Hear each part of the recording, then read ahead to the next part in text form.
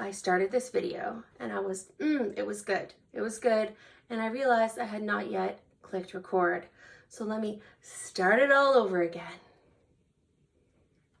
It's crazy eyes. Hello, welcome back to my channel. This is Ashley, take 2 of my Bridgerton video. Today I'm breaking down all the things that are wrong with it. There's a lot of things wrong with it. If you have missed out on any of my other Bridgerton videos, I'm going to link it up here for you. Click on that when you're done watching this video.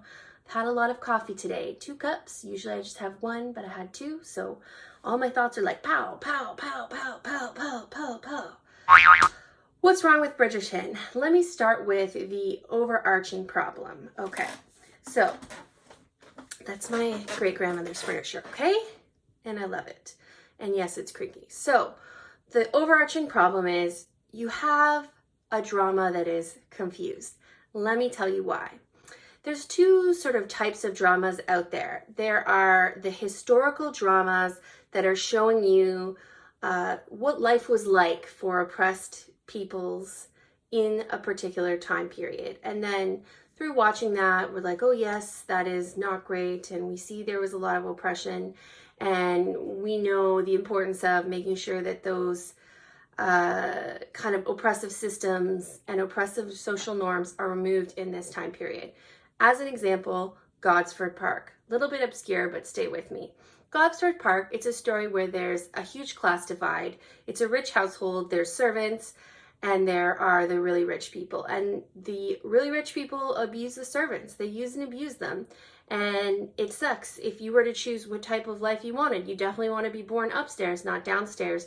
And, so today we're like, we need to be conscious of class differences, and we need to try to, have things like scholarships and universal health care to try to help people who were born into less fortunate circumstances than ourselves. Okay, so that's one type of drama. Then we have the type of drama that is an allegory or a metaphor for the situation we find ourselves in today, and it's critiquing modern issues that we have. So a great example of this would be Star Trek. They do this all the time, even in the very early first seasons.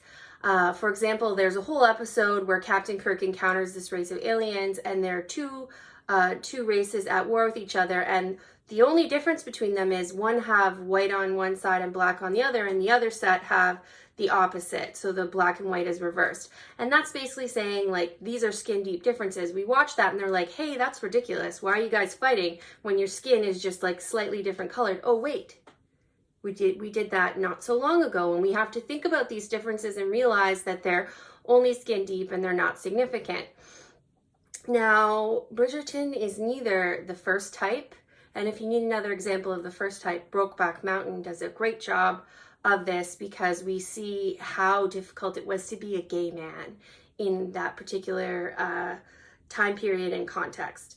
So Bridgerton neither does this first type, nor does it do this kind of like fantasy allegory metaphor type drama. So it's confused. So I'm watching it and I'm like, yes, it's excellent that we have people of color in main roles, but at the same time, it doesn't go far enough in critiquing or remedying the other types of problems and forms of oppression, because we still have class differences. We have the happy servants who are just, pretty happy to be servants, and they're helping out, their people that they serve, and they're like, ha-da-da-da-da-da-da, they're very happy. We also have a lot of stereotypical gender norms. So we have the women who are, for the most part, very thin, even though, come on now, when will Hollywood and other producers get it in their heads that women are not stick thin? The average woman is like size 12, size 14. And yet we have all these women who are stick insects, as Bridget Jones once put it. I will not be defeated by a bad man and an American stick insect. And we have these men who are all jacked and they're super masculine and they're like, I must protect my ladies and, blah, blah, blah. And then we have just heteronormativity. So we have only heterosexual relationships being significant. In fact, there's a lot of queer baiting where they make you think that Benedict is going to be gay and he's not actually gay. Let me talk a little bit about color. Now, Shonda, thank you. You did put some non-white people in major roles, but the problem I have with that is that everyone is very light-skinned, even though, yes, they are non-white. It's like they're all attractive and they're all like on the kind of lighter side. I'm a white girl and I'm still talking about this. I think that I'm being an ally by talking about this. If you have a problem with it, let me know in the comments and we'll hash it out. But yeah, there's not a lot of extremely dark persons of color in this, and I would like to see that more. I think one of the queens, like Handmaids, has it, but other than that, no.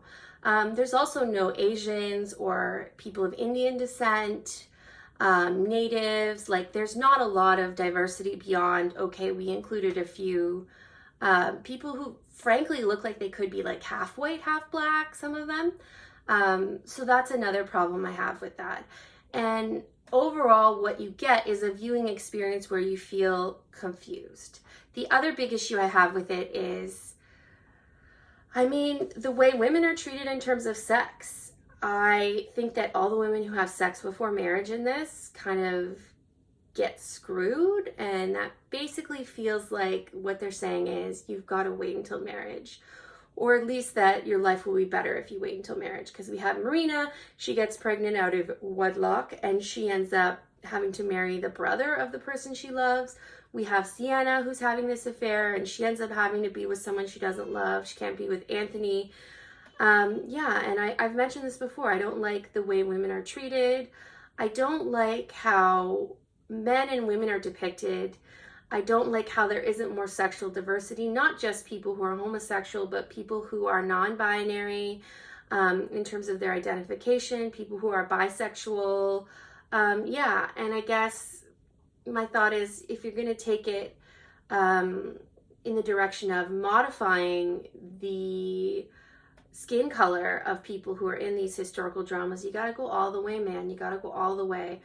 I'm not really sure what the show is trying to say in terms of a message, and for those reasons that I have discussed, that is why I think it's a bit problematic. And I think we need to have discussions, hopefully in the comments, leave a comment with your opinion about why, or at least how we could improve a drama like this, because it's insanely popular. It's insanely popular. And so I think it is a good vehicle and a good opportunity to critique some of the problems we have either had in the past or that we have now. So that is my video with everything wrong with Bridgerton. Let me know in the comments down below what your thoughts are, and before you leave here, hit subscribe. I'm going to put some suggestions for other videos I think you should check out. In the meantime, this is Ashley saying goodbye. Have a great day.